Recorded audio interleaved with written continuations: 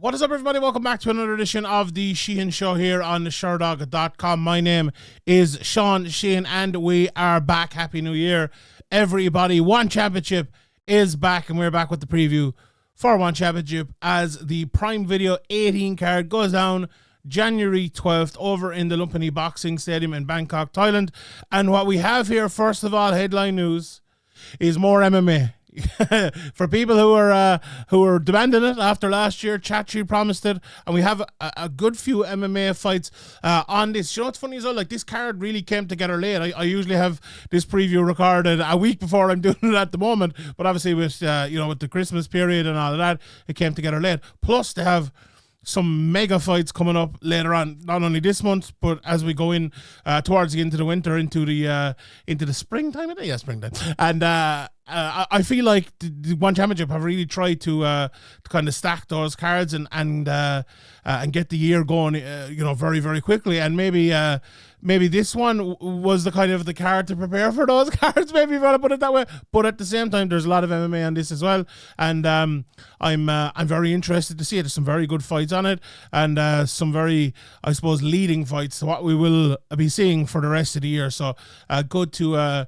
It's funny, I was doing the recap of not just One Championship, but all the other promotions over the Christmas period. And obviously they post, and if you haven't seen them, I think there's still time. They'll be on YouTube forever, but there's still time to see them, and I think they're worth watching. But I really noticed, like, you look at January last year, February last year, there's a certain fighter, and they're like, like that person, they were good, and then they have another fight, they were good, and then by the end of the year, they're like the fighter of the year, or they're like a name now that you really, really, really know, or someone that's maybe, even if they had one fight or two fights, like coming back off of a loss, and we've a different mindset. Like Tan Lee would be a good example. In One Championship, I think he did one fight last year, if memory serves me correct. It's about 3 weeks since I recorded that video now, but bounced back from a loss. And we'll see, that could be a talking point here in this main event as well with Shamil Gasanov. We'll talk about that in a minute or two. But like over in Cage, or even the likes of Liam Gittins or a Luke Riley or someone like that, who, at the start of the year, maybe we knew they were good, or, they were a good fighter, but they really kind of burst onto the scene, or burst back onto the scene in the case of Tan Lee's, in his case. But it's always good to watch these sort of cards and to keep an eye on what's happening early in the year, because if people are doing well early in the year and they keep it on, there'll be big parts of the discussion towards the end of the year, and we're talking fighter of the year and everything like that. One thing I wanted to talk about before I get into this card, and I always like a little bit of a slight tangent before I get into my previews. If I'm, and I think I am correct, this is the first card on Sky Sports in the UK and Ireland, obviously, in my part of the world. So if you're listening, maybe you're listening to this in Asia, or maybe you're listening to this in America or Australia or somewhere else, just quick, maybe a brief explanation of what that actually means and how big it is. I think it's really, really huge for One Championship. Now, look, it's huge depending on, I suppose, maybe how much they're pushed and how much they're talked about, and how much the platform gives them. But the platform they have is huge. There's no shred or doubt about that. I don't think it's comparable with anywhere else, like in the Americas that I know about. Maybe ESPN, but I think even bigger than ESPN in terms of the reach it has here. Like, if you're a sports fan, and you can afford it because it is very expensive, like, you have Sky Sports. It's where, all the main Man United matches are. It's all the main Liverpool matches. Now, there is TNT Sports as well, but TNT Sports, I think, is like a 1/6 or 1/5 or something of like the big Premier League matches. Now, they have Champions League and they have other stuff as well. TNT are a big player as well, but Sky Sports are the big player, And one major part of Sky, well, two major parts of Sky Sports. First of all, TNT have done this for the UFC over the last while, but it's, obviously Sky Sports being a bigger reach and a bigger, predominantly sports fan reach as well. Some other people can get TNT in the UK, not necessarily in Ireland, but so the first part is actually talking about a big up and coming fight on the preparation or the post match in the Premier League. So Man United playing this weekend, or let's say Demetrius Johnson has a big fight. They could very well come on halftime in a Man United match tonight after the soccer. the greatest fighter of all time, Demetrius Johnson, is fighting John Lineker or whoever it might be.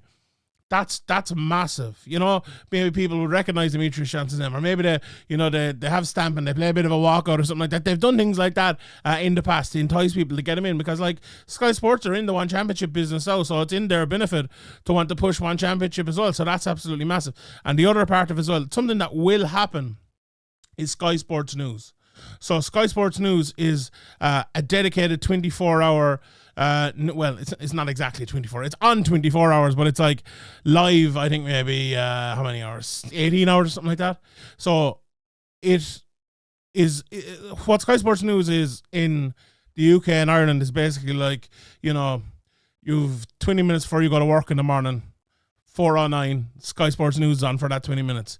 You know, you come in from work, you throw on Sky Sports News. My local barber here, I always say it, they have Sky Sports News on. I need to visit them again, as you can probably see. But they have Sky Sports News on. You know, you go to a pub or whatever, you know, you go to the bookies or whatever, Sky Sports News is on there. So if One Championship are getting mentioned there, if their name, if you know, they have a little ticker along the bottom, if it's coming up there, that is absolutely massive for them. You like, that's the sort of advertisement, that's the sort of push that you cannot buy. That's why Sky Sports, we've talked about it for years, obviously over on myself on the Severe MMA podcast, but I remember I went to, Dana White was in Trinity College years and years ago, before McGregor was even signed, and there was people asking him then about Sky Sports, like, could you get a Sky Sports deal? How huge that would actually be. And, you know, there has been bits and pieces of MMA on Sky Sports for, I think Cage Warriors on for a while, the likes of Cage Rage and other places as well were on Sky Sports for a while, but this is major. I won't say it's the first major one, because I'd like to give respect to those other people as well, but without a shadow of a doubt, this is major for One Championship and for the UK and Ireland scene. It is huge, and you know, they have a few fighters, obviously, mostly in the kickboxing, things like the likes of Liam Harrison, Liam Nolan, people like that from the UK, who I'm sure they will push as well. And I'm sure if you're a UK free agent or something coming out of Bellator or the UFC or something, I'm sure One Championship would absolutely love to be having you for this year. So let's see how that works out. But this is a major event for One Championship, I think, because of that first event on Sky Sports. So absolutely huge. I was on the Sky Sports website today, and it actually popped up. I'm not exactly. I don't know if I clicked on an MMA thing or something, but One Championship absolutely like did come up. I saw it somewhere today on the Sky Sports website. So that is what, like, Sky Sports website is one of those things as well. Like, you go into work in the morning, maybe the first thing you go on is maybe the Sky Sports website. So that is that's very good for them as well. Now, maybe I have the right cookies to get it, but you know what I mean. It'll be there anyway. All right, let's get into this card and let's talk about it. As I said, it maybe doesn't have all the standout names that you would, you'd expect from a big, massive One Championship card, but watching the fighters and preparing for this, I really do like some of the fights on it, especially the opening fight of the night. Now, we'll maybe get to that last. We'll start with the main event, but I love the opening fight of the night and a couple of the fights in it. But let's talk about Shamil Gasanov versus Taek. First of all, 9-1 Gasanov versus 9-3-1 Gasanov coming off, as I kind of alluded to earlier on, he's coming off of that loss to Gary Tonin. He went into it undefeated, 9-0 obviously, with 7 submissions and 2 decisions, and ended up losing via knee bar in that fight. And I watched it back today, and look, it's one of those fights, if you're like Gasanov, we see he's 7 submissions, very good wrestler, but like more of a jiu-jitsu style grappler, I think. Got in there against Gary Tonin, a very, very, very tough matchup. And I remember, I'm pretty sure I picked Gasanov at the time, but in retrospect, watching some of his fights and seeing like, okay, he is more of a jiu-jitsu stylist maybe than a wrestling stylist, which is maybe something I overlooked in past previews. And you know, we're here to learn. No one doesn't make mistakes, and it's not just the pick of the fight. I don't care if I get the pick of the fight right, but I don't like getting the analysis wrong. That's the most important part for me. And I feel like maybe I got that slightly wrong there. Now, having said that, he's a very good wrestler and all that as well. But I think this is a massive fight to bounce back for him from. That was in July of last year, so what has he been now? What's that, 5-6 months now? So it's been a good long time to kind of come back from that. It's not that he took any like major damage, or maybe he did. I don't know. Maybe he did with the knee bar. Maybe I'm wrong, but look, he looked very good before that. He had one fight in one championship, beating Jae-Won Kim, who I really think is a very good fighter. You know, and he fought in other places then before that, or in Pro FC and things. His opponent in Taek, the Spider, 30 years of age, coming out of South Korea. He's also coming off of a loss after a great win streak. He lost to Abdul-Latif, who also is a very, very good fighter, in 44 seconds. But before that, he'd won fighting one championship, beat Takahashi in that one via split decision. But I watched his fight with Rolando Doi, who's been around for a good long time as well, and Brave before that, and he looks so good in that fight that you kind of think, you know, and like Dai is one of these guys he doesn't have the best record in the world or anything like that, but he's fought some very, very good guys, some tough guys coming out of, you know, obviously we've seen him in the UFC and all of that, but you know, a very good marker for how good you are, I suppose, and he laid that down. But I think it's going to have to be a step up again for him here, I think, going in against Gasanov. But the fight itself, like, it's funny, they're very much complete opposites in styles. Is that kind of that Wonder Boy style, you know, with the sideways movement and the karate style, but way more boxing than Wonder Boy. There's a lovely jab. I love his right high kick is obviously fighting out of the orthodox stance. There's a bit of a lot of movement with him, obviously, when he fights in that sort of style. But the two biggest issues, I think, for him are he gets a little bit lazy with that lead kick. You know, he throws the front leg side kick, kind of like Wonder Boy, but he throws the teep to the body as well. Gets a little bit lazy with it, I would say, and he's too easily hit for a guy with that style. So if your style is to be, you know, loose, agile, throwing shots on the outside, being faster than your opponent, if your opponent is the one landing more shots, then you're in trouble. Now, there's another fighter we'll get to in a fight or two, and he is a similar sort of style, but he gets hit a lot, but he hits his opponent as well. We'll talk about Chidi in a second, but I don't know, does hit his opponent enough to make that style actually pay. Now, if he can get it there against Gasanov, that might be a little bit of a different notion, but we'll talk about that in a second. Gasanov, and the other side of it then, as I mentioned, all of his finishes are via submission, but he is a good striker as well, throws hard kicks. I think I've 3 different people on this card called fearless punchers, but he is one as well. Now, maybe against Taek, he might be a bit more fearful, and not even fearful, but just smart, because you don't want to get hit by him or get into a boxing match with him. Even as I said, the power isn't maybe as gross as it should be. And when I say gross, I mean big. But Gasanov looked very strong on top, and that jiu-jitsu style.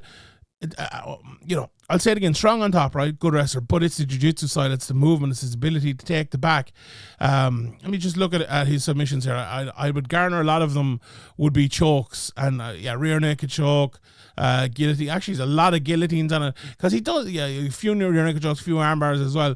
I think there's 4 wins by a guillotine there. He does, like a lot of time, and when I say he gets into jiu-jitsu positions, I think that kind of does go with that argument. You know, he kind of will allow you to move and will maintain his position while going for a submission, but he will go for the submission rather than just kind of wrestle it out, which is very interesting. His teammates with Anatoly Malyakin, whose name I always pronounce wrong.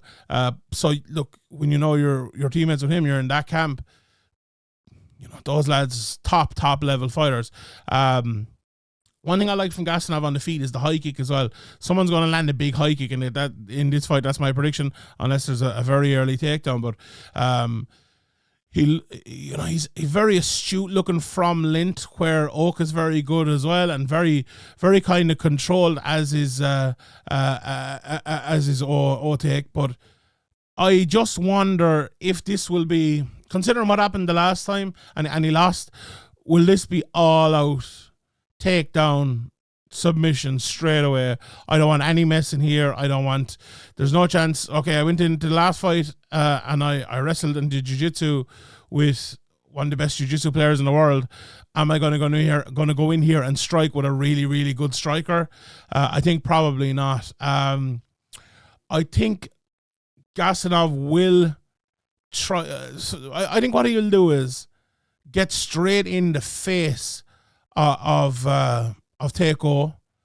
I think he will land a few shots inside, dodge around that jab for a second, and then kind of jump on him.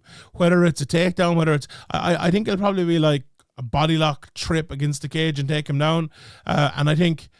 I haven't seen a lot of O on the ground. The bits and pieces I have seen, he can fight. He can defend. He's not going to make it easy. But Gasanov is so good. Like he's one of those fighters. He looks good on the feet, but then he gets on the ground, he looks great. You know, he's one of these guys, you don't realize he's kind of maybe his limitations on the feet until you see him on the floor. He's just so smooth and stylish on the floor. Look, he ran into Gary Tonin last time out. To lose to him on the ground is no real, is no real shame. Let's be honest here. He'll beat most people on the ground, and I think that's what he will do here. So I fancy him to win this one. There are some betting odds up for some of these fights. There are not for others. This one is Gasanov is minus 1,000, plus 490 here for Taek. So I think they're going along with me. I think Gasanov is going to be the winner of this one. I'm going to talk about, as I said, the MMA fights here, but I'll just mention there's a few Muay Thai and I think there's a kickboxing match on as well, if I'm not mistaken. Well, Muay Thai anyway. Belakh against Itsan Karodi in the Muay Thai in the bantamweight division. The other Muay Thai fights on it are Rungari against Shakir Al-Takredi in the lightweight Muay Thai. Liam Nolan against Ali Aliyev. That's a very interesting one in lightweight in the Muay Thai division as well. As I said, look, Liam Nolan, I believe coming out of the UK, if I'm not mistaken, with it being on Sky Sports and everything like that, that's a big part for them, and he absolutely is out of the UK. Yeah, so that's huge for them. Like, and if they can get him a win there, you know, maybe get a few other of the UK fighters on the upcoming cards, I think that's something that One Championship will really be trying to push here. There's a light heavyweight kickboxing match as well. Belbut Isiev against Yuri Farkas, and the rest is mixed martial arts. And let's get to the next mixed martial arts fight. And I mentioned him earlier, but my guy Shinechagtga, Zoltsetseg. There you go, Shinny. I'm gonna call him now on. Is fighting Kwon who we've talked about many times here on this preview show. Has had a lot of fights in One Championship down through the years. And this one is a very interesting matchup. If you haven't seen Shinny fight before, he's 7-4, but he is like an old school. At 27 years of age, he's an old school kind of beast. He'll go in there with anyone, fight. You know, fought Ilya Freemanov, fought Mark Abelardo. You know, he's been in there with some of the very, very, very best. Now, he's lost to both of those lads, granted, but he can win as well. As I said, still young in his career. Whereas Kwon at the other side of it, then, you know, he's 28 years of age, 16 fights in, 12-4. He's asked to win Artem, Belakh, and Mark Abelardo. He's only lost in the last 6 is to the champ Fabricio Andrade. He's beaten Kevin Bellion as well before that. So a very, very talented guy and a very interesting fight here. You look at Kwon, he's very tall, throws lots of teeps, and he fights long as well. Certain fighters are tall, but they don't use their length very well. But he does, I feel.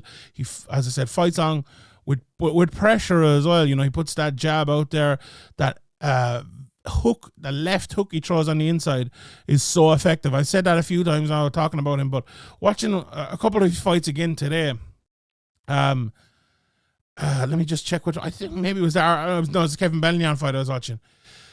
He's one of these lads that you almost have to have it pointed out to you that he's landing that left hook. He throws it so quick and so well. But you kind of, you know, do you ever watch a fight and there's an exchange and next thing someone's hurt and you're like, oh, what did he land there? If it's Kwon, it's probably the left hook he's after landing. That's just him. He's really, really good at it. And it's not one of those ones that'll maybe knock you out with one punch, right? It's one of those ones that will hurt you and next next thing you're 3 punches ahead and you're finished. You know, and you see his record, 11 finishes in 12 wins, 10 of them by knockout. And that's the sort of fighter he is. You know, I've described him before as a little bit McGregor-like, you know, where he'll hit you with the shot, hurt you, sting you, and then knock you out 3 or 4 shots later. I remember Patrick Wyman talking about Conor McGregor like that before, and I ended up rewatching some of his fights and thinking, yeah, that is it. You know, people look at McGregor and they look at his record and a lot of knockouts, and they see the Aldo and fighting, one-punch knockout. Not really that fighter at all. And I think sometimes when you look at a record like the McGregors or look at a record like Kwon, you know, the stats don't tell the story. And I think that is the story with him. Now, Shinya at the other side of it, you know, maybe the stats do tell the story with him. 4 wins by knockout, 2 submission losses, 1 knockout loss. He's been to decision 3 times, all right, but maybe you know, maybe that's not him. He's insane. He's a madman. Dives in with power, huge uppercuts, very good ground and pound as well when he gets there. But usually when he knocks someone down, that happens. You know, speaking of McGregor, he's like Diaz mixed with McGregor, mixed with Pereira. He taunts, he messes with you. Just absolutely insane and a joy to watch. And the thing about this is, right, Kwon is a striker. You know, he doesn't have the best takedown defense. If someone was to get a takedown here, it'd probably be Shinny, I would say. But I don't think he'll go for one. But that said, it's going to be a striking matchup. And who's going to win that? It's a tough one. It's a tough one to call. Now, looking at the odds here, Kwon is a massive favorite, -455, +288. As I said, this fight literally was announced maybe 12 hours ago. I know. Well, the official card came out about 12 hours ago, so maybe these aren't the most up-to-date odds. So maybe by the time this video comes out or the fight starts, the odds might be very, very different. But I would expect it to be a little bit closer, but I would expect Kwon to be the favorite. He is just the tidier striker. You know, he is just the more technical and talented striker. But never forget that this is a mixed martial arts fight. Never forget it, because at any stage, someone like Shinny can take 20 shots and be on the brink of losing, and next thing he lands 1, and next thing his opponent is tired, and next thing he's the one who's falling on top of you, landing 20 shots of ground and pound, and you're finished. That's the type of fighter Shinny is, and that's the type of, honestly, I could see that type of fight here. I'm not going to pick him. My pick is going to be Kwon, but it's an exciting prospect, and I can't wait. I can't wait for this fight. That's one of the ones I'm really looking forward to on this card. The other one is Artem Belakh against Enkh-Orgil Baatarkhuu, who's another guy whose name I always manage to mess up. But look, both of these guys have, I suppose, been threatening to get to the top over the last few years. Belakh, as I mentioned, lost to Kwon in June of last year, coming off of a 3-fight win streak. Won his entry into one championship against Leandro Issa, which was a very good win. And then on the other side of it, Orgil has been on. I'm going to call him Orgil because that's the easiest part of his name to pronounce. He's been on a fantastic run, won all 3 of his fights in one championship. The last time out, he beat Mark Sengu, which was a top win for him. I'm very interested to see how this one goes, because you look at Artem Balakh's style, right? And trains with Petr Yan, and has not a massively dissimilar style. Catches the legs for takedowns, but when I say not a massively dissimilar style, when they fight on the feet, he does love a takedown. He will wait for a takedown as well. He's heavy on top, happy to settle and land ground and pound. He will, I mentioned earlier with Gasanov about looking for the submissions. He's a fighter like that as well. He will look for the transition. He will look for the sub when given a chance. Now, on the feet, as I said, the jab is very good defensively, like Yan, but he doesn't have, and he's like the high, uptight hands like Yan. He doesn't have, I don't think, the power or maybe the accuracy as Yan does, but he doesn't throw enough, in my opinion. He likes to explode. He has that flying knee a little bit like Jan as well. He's good off the break. But I just think for Artem Belakh, if you could get a little bit more out of him on the feet, because he has the talent there, I think it'd improve A, his takedowns, and B, his ability to finish on the ground as well. At the other side of it, Enkh-Orgil is a very good wrestler with good high kicks. His ground and pound is just vicious. I was watching, one of the first things that came up was a highlight. If you look his name up on YouTube, is a highlight of him just kneeing a guy into oblivion on the ground. And that tells you all you need to know about his ground and pound. I would say the biggest issue for him sometimes is he can be drawn into a striking matchup against guys who are better strikers than him, which is Belakh. You know, he probably is. Like, it's a hard one to call because it's at that level. And I'm looking at the betting line's basically even here. Belakh is a slight favorite, -127, -108 for Baatarkhuu. I don't know really, because usually, like, both of these guys who are, you know, it's predominantly wrestlers fair. I would say it is probably fair, yeah. Guys fight differently against them. Guys strike differently against them. So when it's two of a similar sort of fighter fighting against each other, they're actually going to get the real, like the real striker, the real wrestler, the real grappler. So we'll see the real version of them. This is a great telling fight. I think this is very good matchmaking, honestly. This will prove like who's the better fighter, obviously. When two men go in and have a fight, that's usually what happens. But you get what I mean. Like, if it's a striking matchup, it'll prove who's the better striker. If it's a wrestling matchup, it'll prove who's the better wrestler. I feel like if Belakh can stop maybe the relentlessness of Enkh-Orgil, and maybe he can get a takedown of his own. And as I said, I mentioned about the timing of his takedowns is very good. If he can time one of them, that could be a big difference. Like, imagine, like, Enkh-Orgil, I don't think he is. It's not that he doesn't have good cardio, right? He just has such an outwardly insane pace that he gets tired. Like, he just can't fight that way and not get tired. It's, you know, a little bit like Shinny as well. But if Belakh does get him tired and then does take him down, that could be a very, very tough night for Baatarkhuu. So we will see on that one. I'm going to go with Artem Belakh. I think he will. He might get the finish, third round, something like that. I think my favorite one championship fighter is on this card as well. Kang against Mikhail Jamal Abdul-Latif. Now, this is an interesting one because Mikhail has on Sherdog at the moment. He has no fights. I believe he has a couple of fights. I was looking him up, and I believe it's being updated as we speak.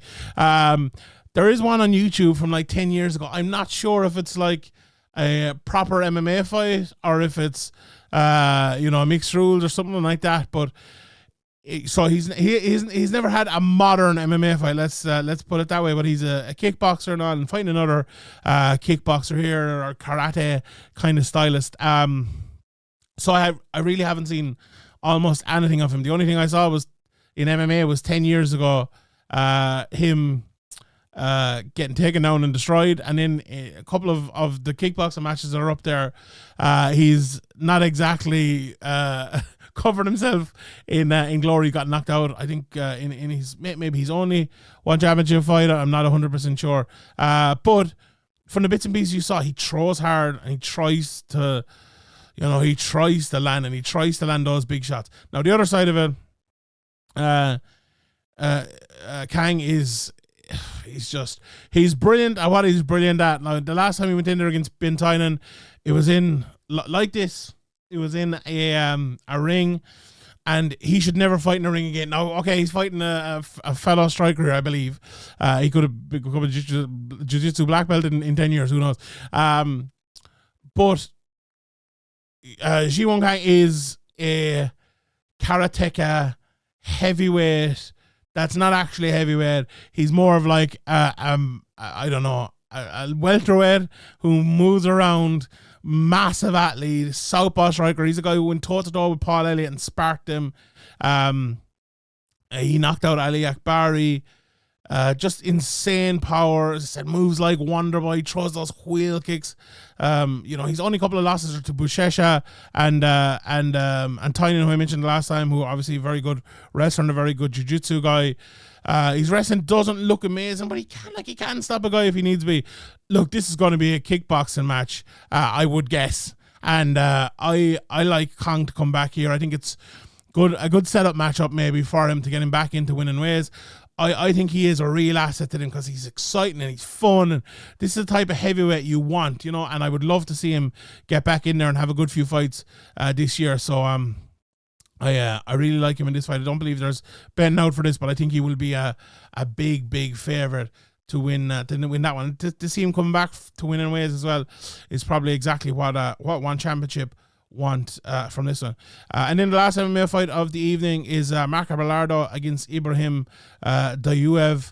Abelardo, a mainstay, I suppose, in one championship, fighting out of Auckland, New Zealand. 32 fights in his career, 32 years of age. He's all the way back in 2018. He made his one championship debut, and he's fought some really good guys down through the years. He fought, as mentioned, Shinny.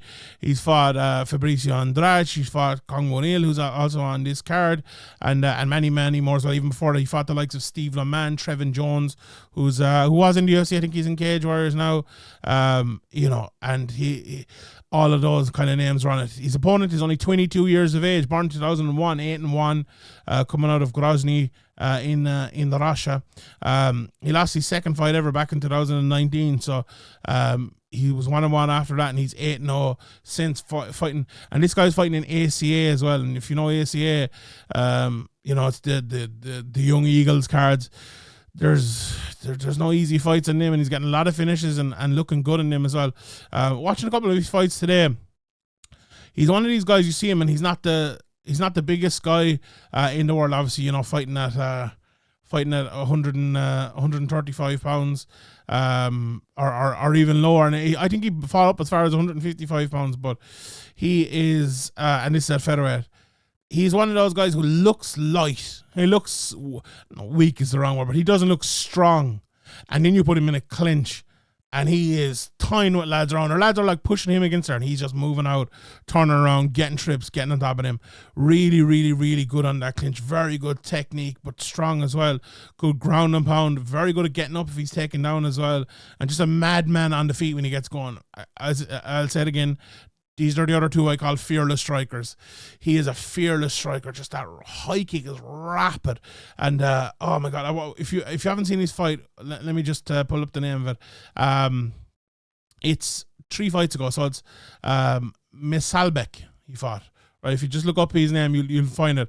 An absolute barn burner of a fight all together. Just throwing bombs over and over and over again. And that's the type of fighter he is. He's an assassin. He's gone in there against Abelardo, who he likes to. The first thing I have in my notes: holds the center and punches. He's not too concerned with defense. He can kick from the outside, and he just won't react to it. Another thing, I think he's a bit, and I've said this before about Abelardo, but he's very easy to clinch in my opinion. Maybe something Dauev will do. It's considering how good he is in the clinch, but Abelardo's dangerous. Fearless power, let me say it again.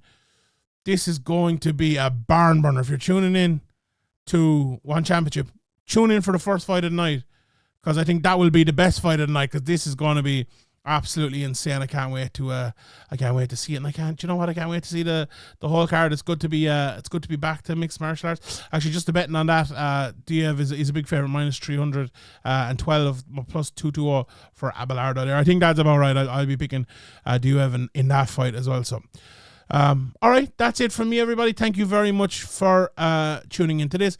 Check out One Championship on the January the 12th. It's, if you're in the US or in Canada, it is going to be on Prime Video, Amazon Prime Video, and if you're in the UK or Ireland, it is going to be on Sky Sports, I believe. So perfect for everyone to tune in and watch. I will leave it there. Thank you very much for tuning into the Sheehan Show.